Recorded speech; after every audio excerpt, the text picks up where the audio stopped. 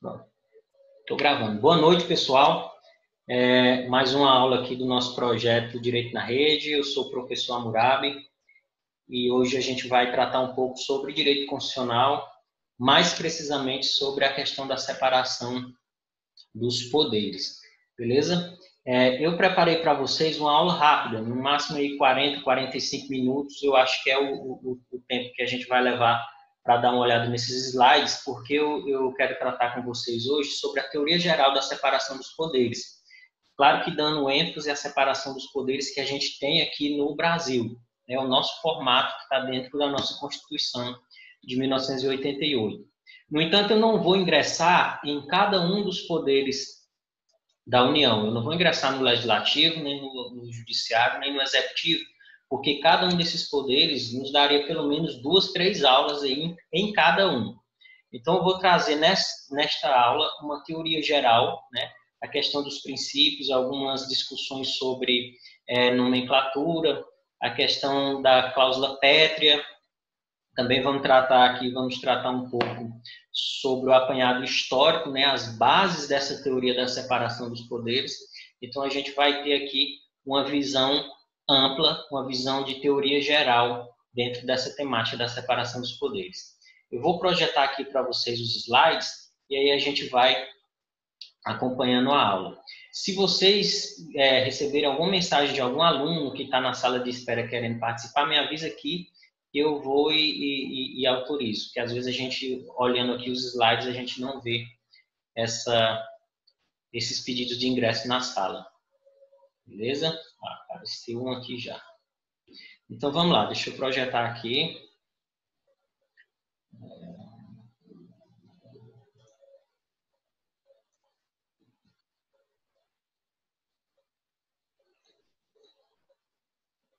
Pronto. Todo mundo aí vendo? Tudo ok, né? Então vamos lá. Pessoal, como eu estava dizendo para vocês, hoje a gente vai tratar sobre os aspectos da separação dos poderes no Brasil. Alguns aspectos, alguma teoria geral a respeito disso. Inicialmente, eu trouxe aqui para vocês como considerações iniciais a fundamentação constitucional dessa separação. Então, lá no artigo 2º da Constituição Federal, logo no início da Constituição Federal, nós temos aí a seguinte redação: ó. São poderes da União, independentes e harmônicos entre si, o Legislativo, o Executivo e o Judiciário. Então, aqui, desse pequeno artigo 2º, a gente já pode extrair algumas informações que são muito importantes para a nossa disciplina. Primeiramente, são poderes da União. A Constituição Federal, ela traz essa nomenclatura poderes, né? Existem algumas discussões sobre uma falha técnica, uma falta de tecnicidade em relação a essa nomenclatura poderes. A gente vai já falar sobre isso. Mas o próprio texto constitucional, logo no artigo 2º, já traz aí a questão desses poderes da União. A segunda informação que a gente extrai desse artigo 2º são 2 princípios que regem essa relação entre esses 3 poderes, que seria a independência e também a harmonia. Então, esses poderes são independentes entre si e são harmônicos entre si. Então, existe aí uma relação de independência e uma relação de harmonia. São 2 princípios inseridos aí no texto do artigo 2º. E também, no final do artigo, nós temos aí uma divisão tripartite adotada pela Constituição de 88. Né? Então, os poderes da União são Legislativo, Executivo e Judiciário. São 3 poderes, uma divisão tripartite. Num primeiro momento das bases dessa teoria da separação dos poderes, nós tínhamos uma divisão bipartite. E nós evoluímos para uma divisão tripartite. Em certos momentos, inclusive no Brasil, na Constituição de 1824, nós tínhamos uma divisão quadripartite. Então, eram 4 poderes. Além desses 3, ainda tinha um poder moderador, né? E existem outros países, né, outros estados soberanos, que adotam uma divisão pentapartite. Então, dividem até em 5 poderes ou 5 funções. Então, desse simples artigo, simples entre aspas, artigo 2º da Constituição de 88, a gente já pode extrair aí 3 informações importantíssimas. Então, a nossa aula a gente vai tratar hoje sobre esse artigo 2º, é a fundamentação constitucional da teoria da separação dos poderes dentro da nossa Constituição de 1988. Beleza? Bacana? Vamos seguindo. Olha, nós temos aqui mais alguns pontos iniciais para a gente conversar, né? A respeito da nomenclatura, como eu falei para vocês. A nomenclatura da nossa Constituição, ela traz lá no artigo 2º e também lá no artigo 60, parágrafo 4º, quando trata das cláusulas pétreas, ela traz esse nome, que é o nome de separação de poderes. Então, nós teríamos aí poderes. No entanto, a doutrina constitucionalista mais moderna, ela traz críticas a respeito desse termo poderes. Eles dizem o seguinte, olha, o poder é um só, o poder é uno, o poder é indivisível, o poder é soberano. Então, nós teríamos aí a questão do poder soberano. O que acontece no exercício desse poder é uma divisão de funções. Então, o poder do Estado é um só, e aí, para ele exercitar esse poder, ele tem, no nosso caso aqui, 3 funções primordiais. A função de administrar, que cabe ao Executivo, a função de legislar, que cabe ao Legislativo, e a função de julgar e aplicar a lei, que cabe ao Judiciário. Então, a crítica que a doutrina moderna constitucionalista traz a respeito disso é que essa terminologia poderes lhe falta uma tecnicidade. Não seria poderes, seria, na verdade, funções, né? A gente pode verificar isso na doutrina do Flávio Martins, na doutrina do Pedro Lenza, André Ramos Tavares também traz essas críticas. Então, a doutrina mais moderna constitucionalista, ela vem com essa crítica em relação à nomenclatura utilizada. No entanto, como eu já falei, na Constituição aparece poderes. Aqui no artigo 2º, aparece poderes, são poderes da União. Lá no artigo 60, parágrafo 4º, inciso 3 da Constituição, se vocês abrirem a Constituição de vocês vão ver lá que é cláusula pétrea e que não pode ser objeto de emenda constitucional, nem deliberação nenhuma, uma emenda constitucional que possa vir a abolir a separação de poderes. Ele traz o constituinte originário, né, o legislador constituinte originário, ele traz a nomenclatura de poderes e não de funções.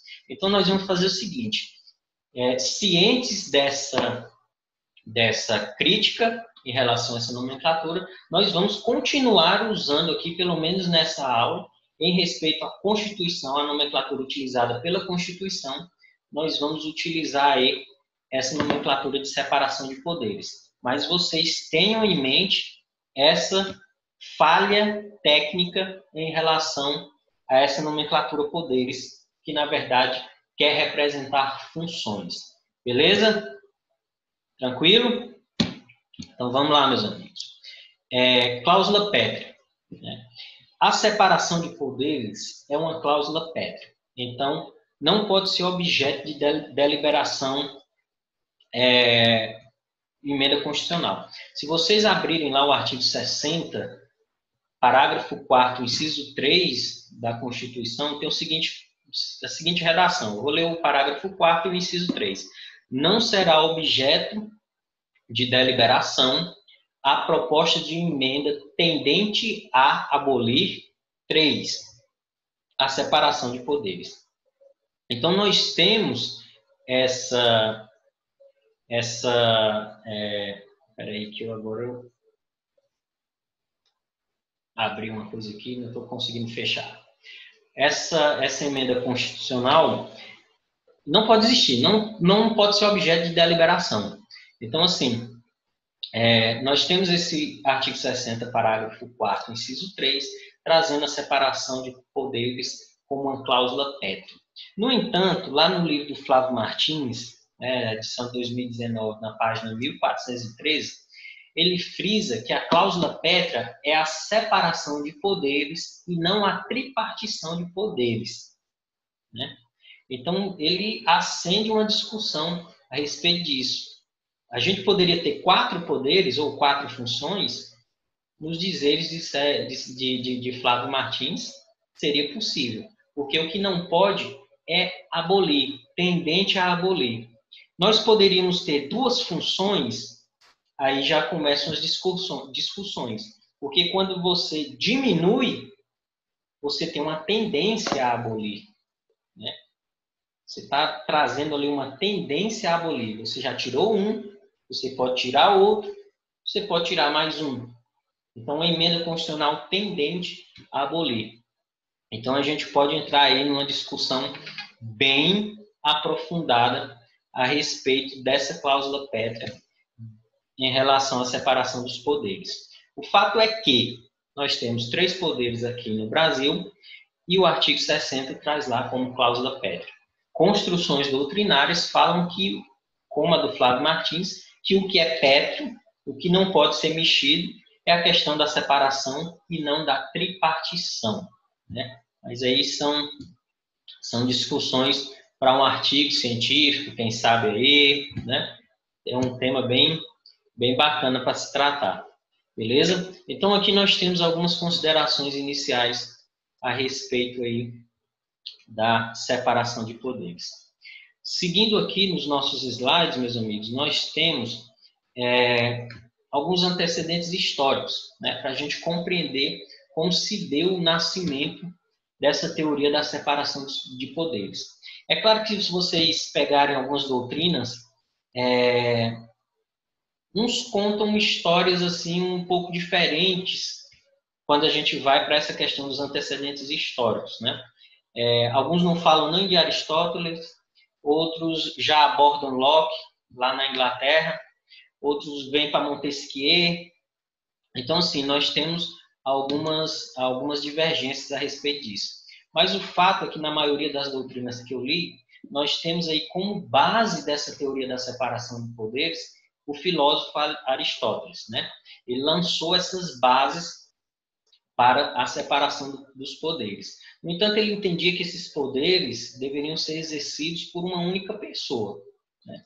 E então, nós temos aqui a base de um pensamento voltado mais para o absolutismo. Concentra na mão de um governante, de um monarca, os poderes estatais, né? As funções estatais. Então, segundo eles, tinha a função de deliberação, uma função de comando e uma função de judicatura, né? Então, nós temos essas bases da separação de poderes trazidas aí por Aristóteles na sua obra A Política, né? Nesse interstício de tempo, muita água passou por baixo da ponte. Nós tivemos na Inglaterra, do século XVII, uma construção mais moderna a respeito disso. Alguns autores atribuem a John Locke também uma técnica mais científica em relação à questão da separação dos poderes. O fato é que nem todas as doutrinas que eu li, eles trazem o John Locke. Eles falam por alto da Inglaterra, alguns aprofundam com ele, mas outros já dão um salto de Aristóteles para Montesquieu, já no século XVIII, 1748. Então, aqui é o grande baluarte da teoria da separação dos poderes, né? Montesquieu ele aprimorou aí o pensamento aristotélico lá da antiguidade grega, né?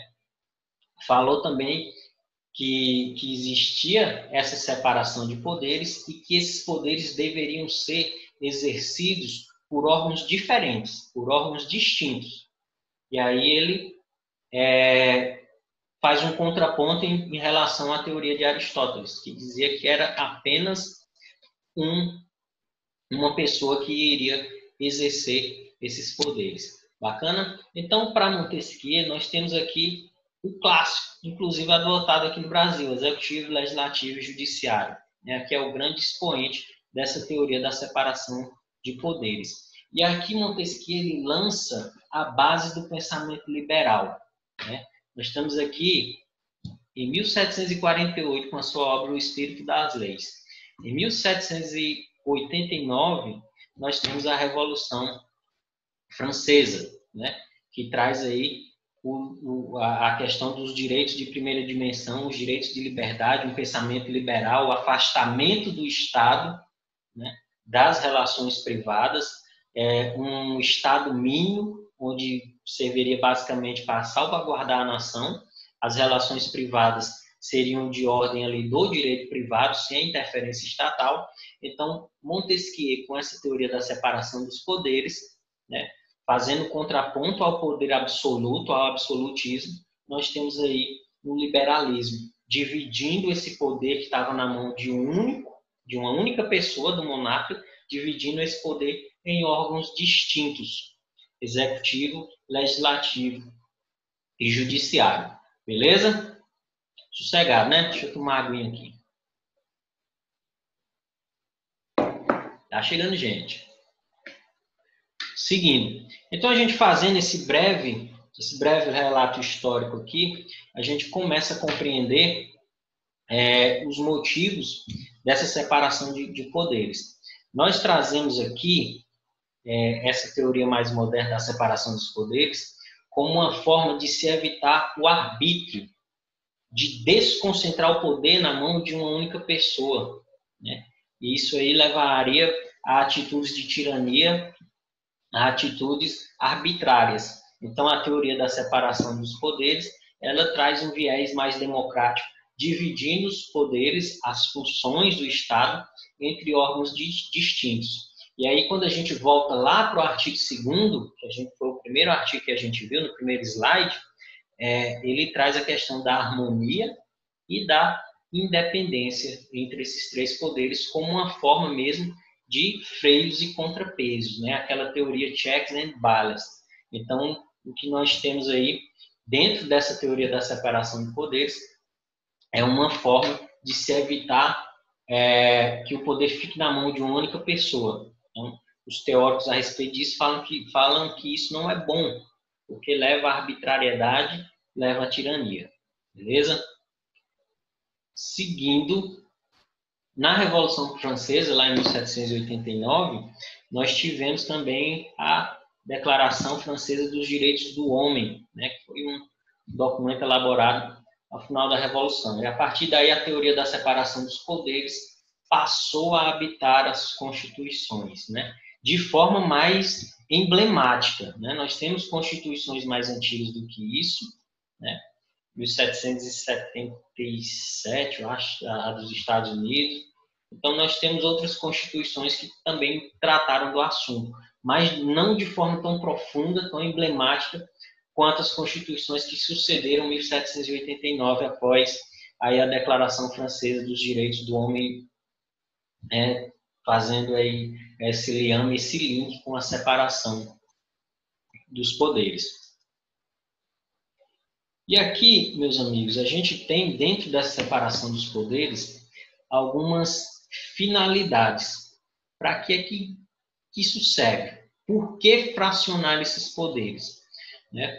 Uma dessas finalidades eu já falei para vocês, né? A questão de evitar o acúmulo de poder, a concentração de poder em uma única pessoa. Né? Então, a separação dos poderes ou das funções serve para isso. Então, dentro dessa separação de poderes, nós temos um nexo de causalidade entre divisão de poder e liberdade individual.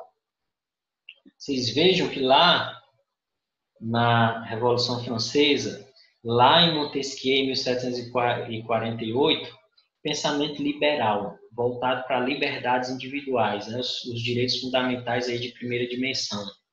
Então, nós temos uma necessidade de dividir o poder para se garantir liberdades individuais.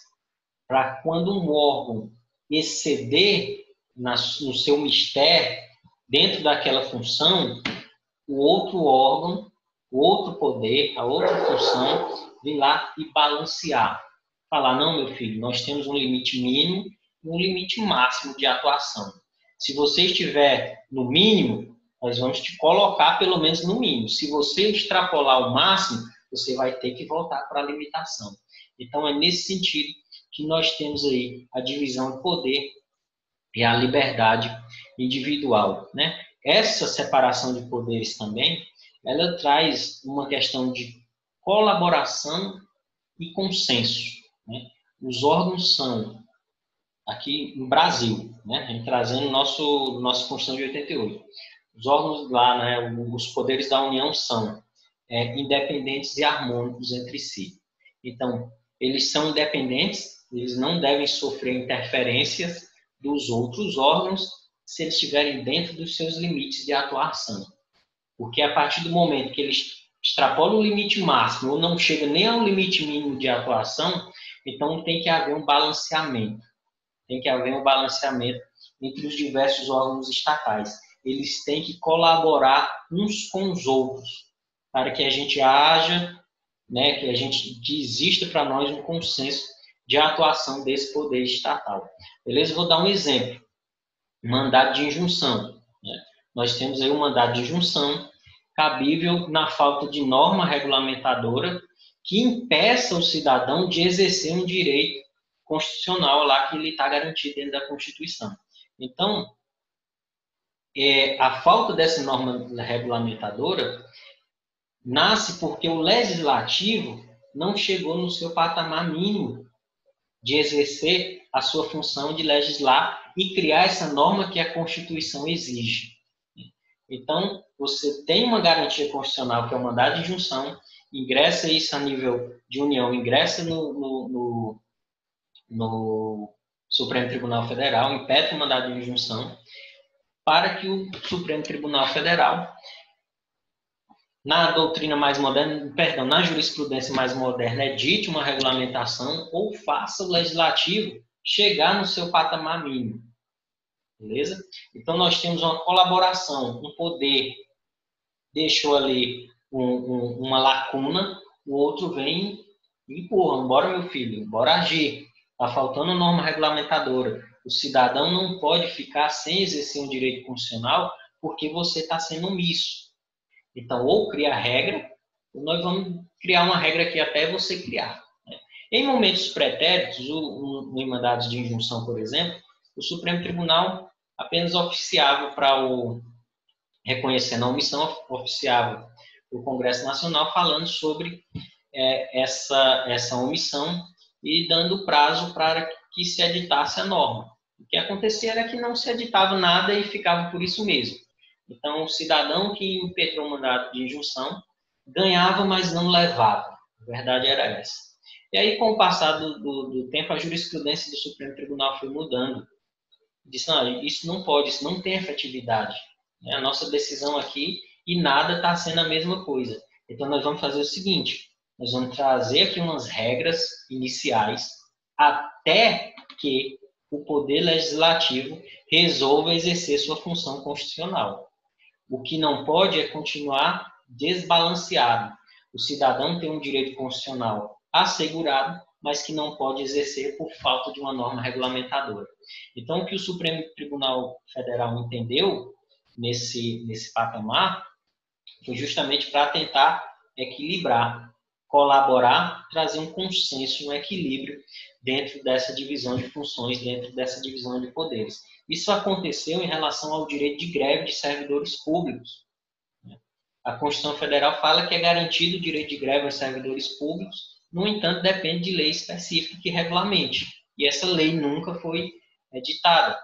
E aí, os servidores públicos entravam em greve, a greve era declarada ilegal por alguns juízes, por outros não, ficavam naquilo. E algumas entidades de classes, alguns sindicatos, ingressaram com esses mandados de injunção.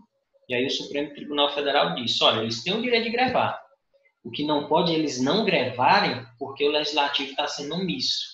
Nós temos aqui um patamar mínimo de atuação do Legislativo que não foi, que ele não chegou nem no mínimo. Beleza? Então, o que o Supremo Tribunal Federal fez foi o seguinte, usa a lei de greve do setor privado, estabeleceu algumas regras sobre atividades essenciais, o mínimo que deve estar funcionando, né? E disse, olha, no dia que o Congresso Nacional editar a norma deles lá, vale a deles, a nossa para de valer. Mas enquanto não editar, o que não pode é o cidadão ficar a ver navios. Beleza? Então, essa separação dos poderes, ela traz aí essa questão dos freios e contrapesos, né? Check and balance, o mínimo aceitável e o máximo. Você não pode não chegar no mínimo e você não pode ultrapassar o máximo, né? Porque eles são independentes, mas têm que ser harmônicos entre si. Outro mecanismo da separação dos poderes é a questão da fiscalização e da responsabilização. O poder ali, ele está de olho no outro. Claro que ele não vai interferir quando não deve. Pelo menos tem que ser assim, né? Está lá no texto constitucional. Não pode interferir quando não deve. Mas em relação ao legislativo, por exemplo, uma das funções do poder legislativo é a fiscalização contábil e orçamentária. Então, ele os outros poderes vão ter que prestar contas, né? Existem os tribunais de contas da União, o Tribunal de Contas do Estado, eles são órgãos atrelados ao poder legislativo, beleza? Então, também são mecanismos ali de fiscalização e responsabilização. Bacana? Então, nós temos aqui algumas finalidades dessa separação de poderes. Seguindo, eu trouxe duas citações aqui, uma do livro do Flávio Martins e outra do Pedro Lenza, sobre essas finalidades, né? O Flávio Martins ele fala o seguinte: a finalidade da separação de poderes seria evitar a concentração de poder e, com isso, o arbítrio e a tirania. Então, a gente volta lá para o pensamento de Montesquieu, né, 1748, com o espírito das leis. Evitar esse arbítrio, essa tirania, através de órgãos distintos que exerceriam esses poderes soberanos. Soberanos não, esses poderes estatais, porque o poder soberano é um só, né? Pedro Lenza, citando Dmitri, ele fala o seguinte: ele leciona que o objetivo fundamental da separação dos poderes é preservar a liberdade individual, combatendo a concentração de poder, isto é, a tendência absolutista de exercício do poder político pela mesma pessoa ou grupo de pessoas. Então, a separação dos poderes, segundo esses doutrinadores, vários outros, trouxe só dois aqui, seria justamente isso, garantir a liberdade individual. A partir do momento que você tem um poder olhando para o outro e verificando quando um se excede ou quando um é omisso e tentando balancear, você tem uma garantia maior de liberdade do que só deixar numa mão de uma pessoa fazer esse crivo. Só um instante. Boa noite. Tchau. Se for dormir e não der boa noite e dizer te amo, não é a mesma coisa. Continuando. Então, meus amigos, nós temos aqui essas duas citações e sempre nesse viés de garantia da liberdade individual. Né? Foi o que a gente tratou aqui nesse slide aqui, ó, divisão do poder. E a divisão do poder tem um nexo, se liga à liberdade individual. Concentração de poder gera arbitrariedade. Né? Seguindo, o sistema de freios e contrapesos. A gente já adiantou algumas coisinhas aqui desse slide para vocês, porque a gente vai conversando e vai viajando aqui em vários temas. Viajando no bom sentido, viu? Não é viajando na maionese, não. Seguindo, checks and balance, né? Que é o mesmo sistema de freios e contrapesos, a terminologia inglesa a respeito disso. É um mecanismo mesmo de controle recíproco. Um poder exercendo aí um controle sobre o outro poder, justamente para garantir o Estado democrático de direito. Né? O Estado democrático de direito. Então, as bases da separação de poderes por órgãos distintos, através do sistema de freios e contrapesos, visa garantir a democracia dentro do Estado de Direito. Estado democrático de direito. A concentração de poder em uma única pessoa, ou em algum órgão, ou apenas em algum grupo de pessoas, pode gerar aí um estado de tirania, um estado ditatorial, um Estado não democrático, beleza? Então, nós temos... Por que pode gerar isso? Porque não tem ninguém para contrabalancear. Porque a partir do momento que um ditador, por exemplo, fere um direito, não tem ninguém para dizer, ó, meu filho, não pode fazer isso. Volta. Não, ele vai ferir outro, vai ferir outro, vai ferir outro. E aí a gente entra dentro de um estado de tirania, onde as liberdades individuais estariam mitigadas, né? Então, a separação dos poderes, como eu falei no slide anterior, tem esse nexo de causalidade com a liberdade individual. A interferência, isso é importante, eu vou até, não está editável aqui, mas a interferência é medida excepcional. A interferência é medida excepcional. Um poder interferir no outro é medida excepcional. Patamar mínimo e patamar máximo. Se o poder está agindo dentro desse patamar, não há interferência dos demais. O poder só pode interferir no outro se ele não alcançou o patamar mínimo ou se extrapolou as competências que a Constituição lhe deu, lhe garantiu. Beleza? Então, essa interferência é mínima, né? Se é mínima, é de interpretação restritiva. Se é medida excepcional, toda medida excepcional se interpreta de maneira restritiva. Beleza? Então, nós temos aqui que essa interferência de um poder no outro é uma medida, eu vou até mais, é uma medida excepcionalíssima. Bacana? Nós temos aqui alguns exemplos desse mecanismo de controle recíproco, né, dos freios e contrapesos, dos checks and balances. Eu botei só dois aqui. Por exemplo, veto presidencial. O que é o veto presidencial? O legislativo exerce a sua função de legislar e aí ele manda, depois de todo o processo legislativo dentro do Congresso Nacional, encaminha para o presidente da República sancionar, vetar, promulgar a lei. Se o presidente da República exerce um veto presidencial, é porque ele encontrou, pelo menos em teoria, ele encontrou alguma coisa naquela lei, sentido amplo, que não está de acordo com o interesse público. Né? Alguma coisa naquela lei que não está de acordo com o interesse público. Então, ele exerce o veto presidencial, porque ele diz assim, olha, você extrapolou o máximo, você foi além do interesse público, isso aqui não é de interesse público, isso fere o interesse público. Então, eu vou vetar. A ideia é essa, do veto presidencial. Beleza? A ideia é essa. Claro que tem algum viés político que a gente já é bem adulto para compreender, mas, tecnicamente falando, o veto presidencial, ele traz aí essa questão de preservar o interesse público, de preservação do interesse público. Então, é um balanceamento, né? Um freio, um contrapeso aí.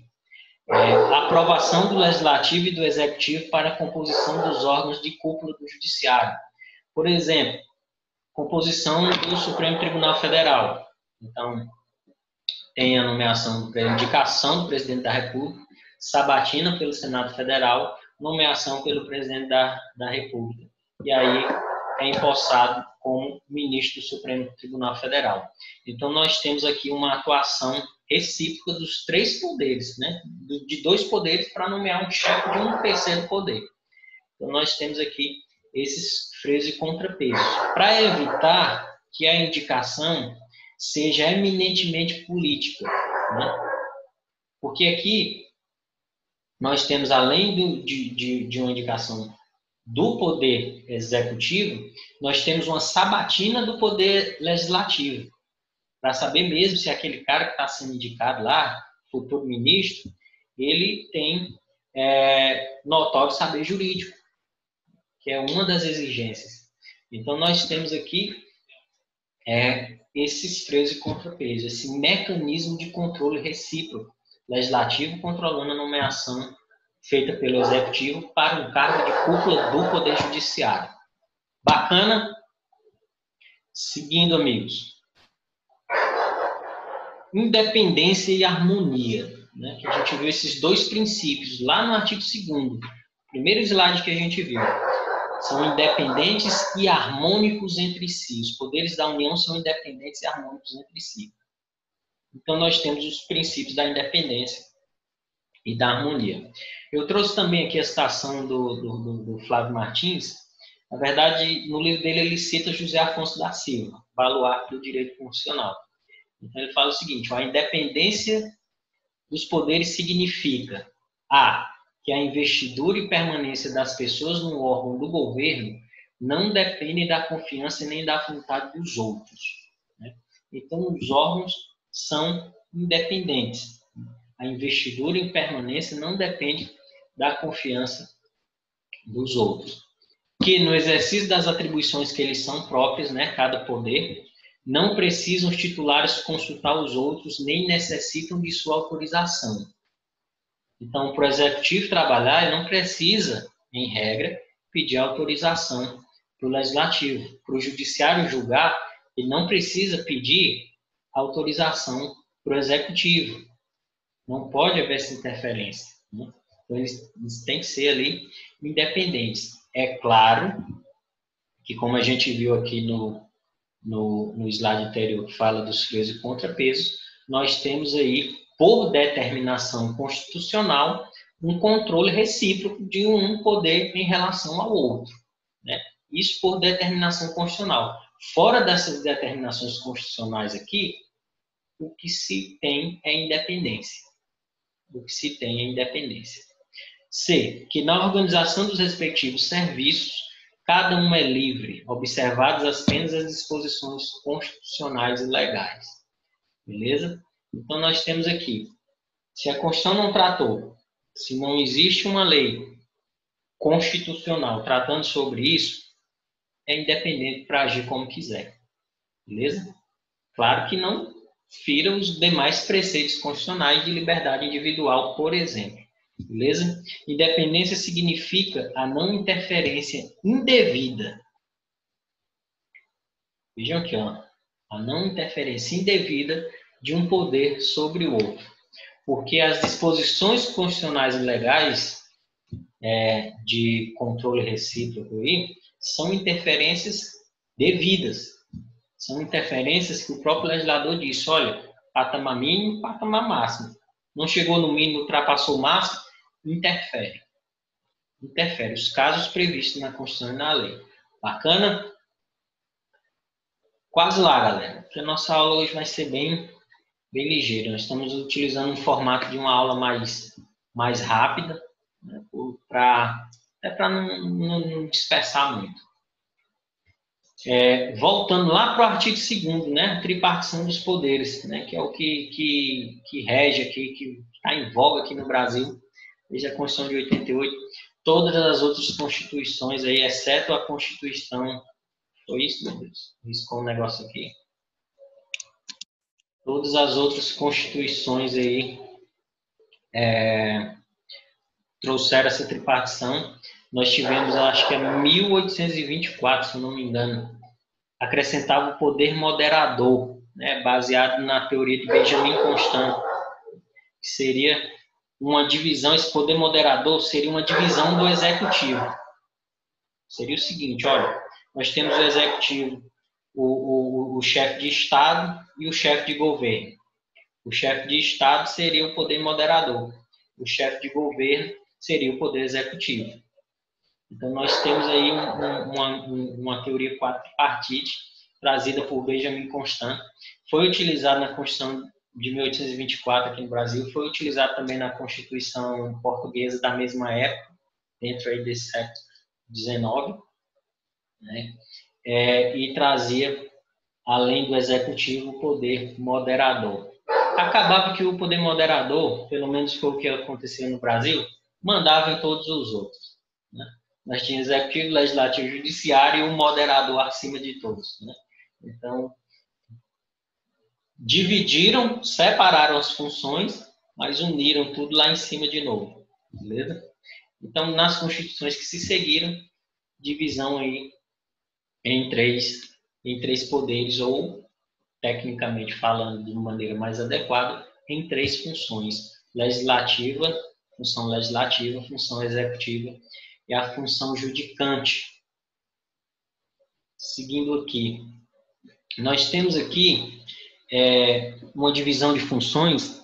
É claro que nós temos outras teorias, como eu já falei mais para o início da aula, que trazem uma divisão quadripartite. A gente já deu exemplo que já existiu aqui no Brasil, e uma divisão pentapartite. Tem na Venezuela, eu acho que Costa Rica, também eles dividem lá em 5 poderes. E aí, dependendo da Constituição, eles dividem esse poder, acrescentam o poder eleitoral, enfim, poder político. Eles fazem essa mesclagem. Deixa eu ver aqui. Beleza. Só que aqui no Brasil nós temos os 3. Está lá no artigo 2º, são esses 3. No entanto, legislativo, executivo e judiciário, cada um com as suas funções típicas e as suas funções atípicas. Né? Dá um exemplo aqui, ó, funções típicas do poder legislativo. Legislar, beleza, legislativo, legislar, função típica. Outra função típica, né? E é função típica, fiscalização contábil, financeira, orçamentária e patrimonial do executivo. Então, nós temos aqui como funções típicas do poder legislativo. Só que o poder legislativo, por exemplo, tem seus órgãos, tem seus servidores, tem julgamentos de processos administrativos, tem CPI, CPMI, né? Então, eles exercem outras funções que não são de legislar nem de fiscalizar. Eles exercem função de administrar os seus próprios órgãos e função jurisdicional, de julgar em casos previstos constitucionalmente. Então, nós temos aqui como funções atípicas. Natureza executiva, né? Uma função atípica de natureza executiva. Ao dispor sobre sua organização, provendo cargos, concedendo férias, licenças a servidores, etc. Isso aqui não está legislando, não está fiscalizando, está administrando, está executando, está ali trazendo uma função que está mais voltada ao poder executivo, mas que está sendo desempenhada pelo legislativo como uma função atípica. Né? Isso aí só na esfera dele lá mesmo. Uma função atípica do legislativo de natureza jurisdicional, por exemplo, o Senado julga o presidente da República nos crimes de responsabilidade. Então, nos crimes de responsabilidade, artigo 52, inciso 1 da Constituição, não vai lá para o Supremo Tribunal Federal, vem para o Senado Federal. Vem para o Senado Federal. Né? Então, aqui nós temos uma função atípica de julgar, que seria típica do Poder Judiciário. Então, nós temos aí cada um dos 3 poderes exercendo suas funções típicas e suas funções atípicas. O Executivo aqui, para a gente ilustrar. Funções típicas do Executivo. Prática de atos de chefia de governo e atos da administração. Então, essas aqui seriam as funções típicas. Chefiar o Estado, chefiar o governo e administrar a máquina pública.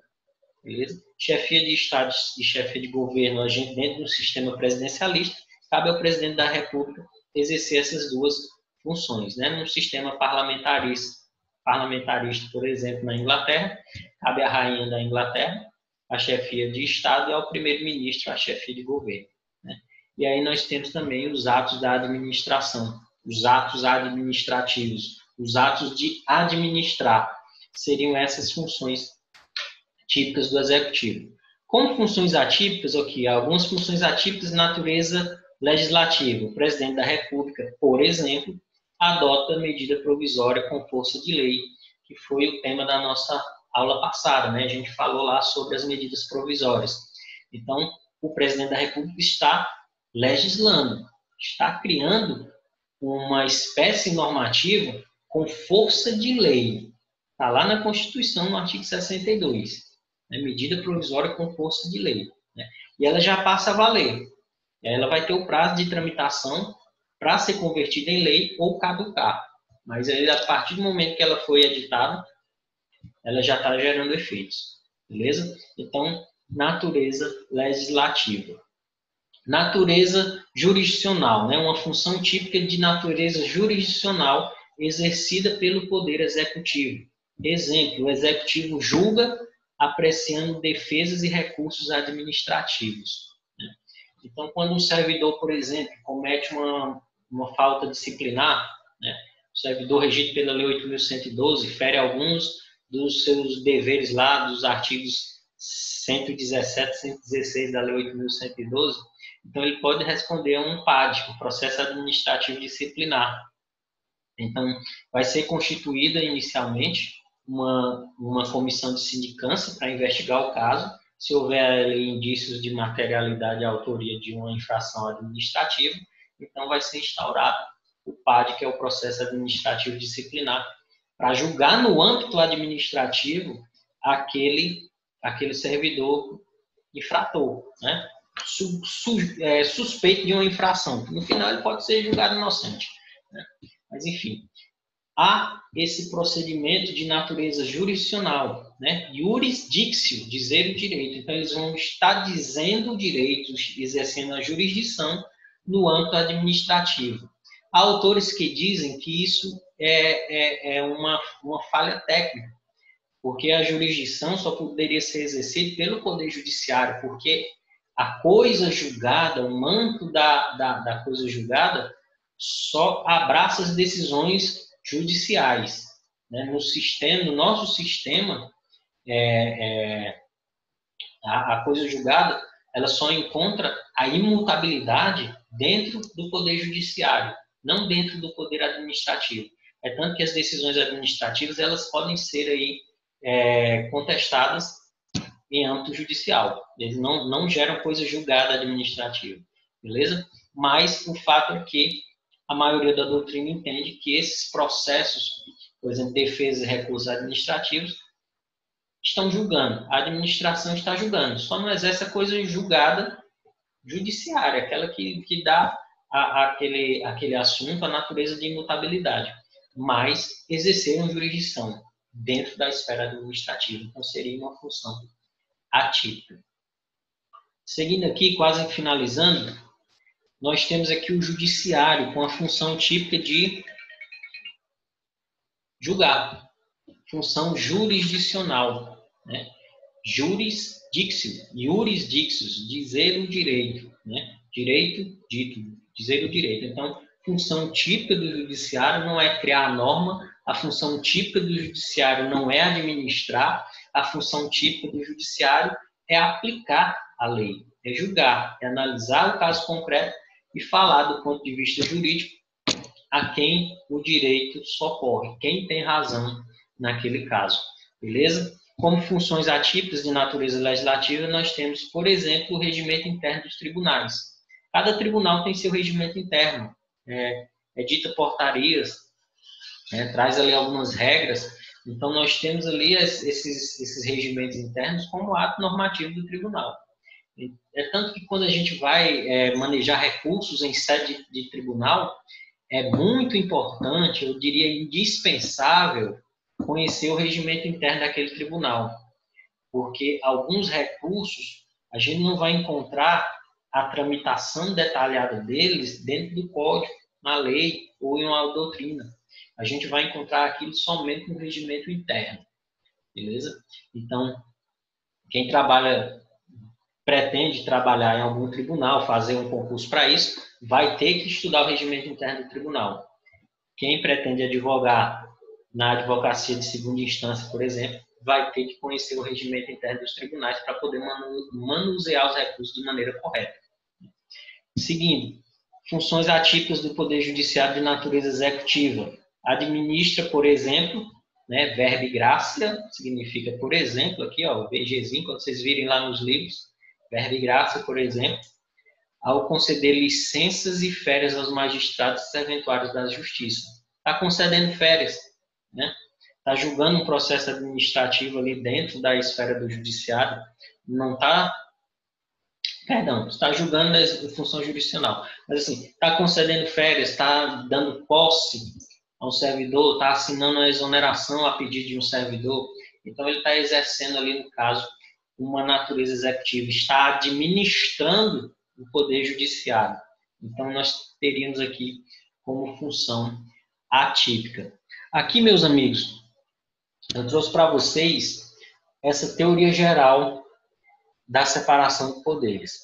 É interessante, se tiver interesse em aprofundar o tema, que leiam essa teoria em mais de uma doutrina. Vocês vão entender o que eu falei em relação principalmente à questão histórica, as bases dessa teoria. Como é que eu... Ah, professor, o senhor lê 3, 4 livros, como é que o senhor consegue os livros? Não, eu faço o seguinte, eu pego um capítulo, determinado tempo, leio no livro, vou para outro livro, leio o capítulo referente àquele, né, o mesmo tema. Eu não leio um livro todinho, depois outro livro todinho, depois vou lendo as matérias específicas em cada um desses livros. Então, assim, deem uma aprofundada, procurem os livros que tratam aí do direito constitucional, teoria geral da separação dos poderes, entender como isso funciona.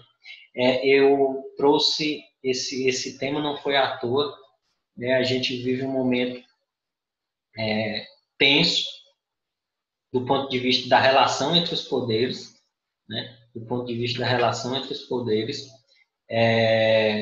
manifestações de pessoas pedindo o fechamento do Congresso Nacional, manifestação de pessoas pedindo o fechamento do Supremo Tribunal Federal, manifestação de pessoas pedindo o impeachment do presidente da República.